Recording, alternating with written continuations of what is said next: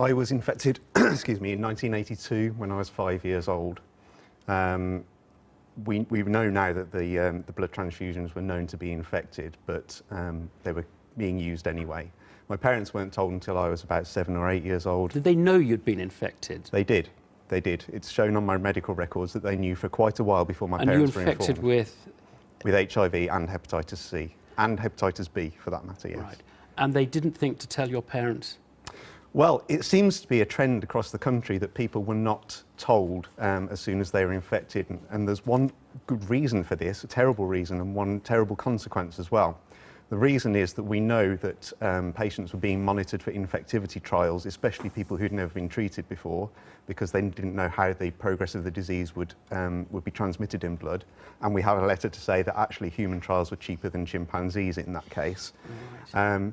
And the terrible consequence was, of course, that people who were sexually active and in relationships were infecting their partners, and we have several people that were infected during that terrible time, yes. Gosh. How are you now? I'm recovering. I was diagnosed with full-blown AIDS when I was 16 and missed about 4 years of my life being in hospital and expecting to die until new combination therapies came out, yes. But slowly I've been recovering since then, and I'm pleased to be able to be here now as part of the contaminated blood group, tainted blood, yes. What did it mean when David Cameron made that apology? Because a lot of us thought the issue had then been dealt with. Or... Yeah. Well, I think a lot of us did as well. Obviously, that was David Cameron's last speech in his last PMQs, in which he made those promises.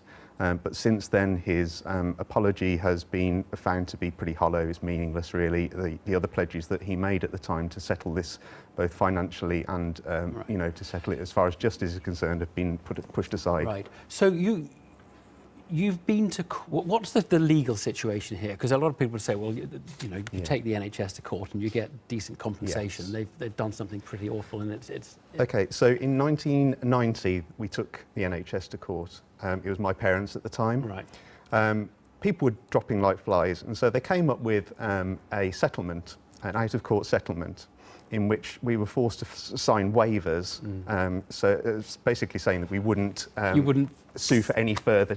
and people needed the money urgently because they did, but nobody knew about hepatitis C at that point. Right. And so the government did, but we didn't. And so they made us sign the waivers so that we would not sue them in the future. You can't go back for more money, which is why you want now... Yes, it's our only route, a judicial inquiry, or as Andy Burnham puts forward... Because you've waived away the right to go back to court. Indeed, yes, yes.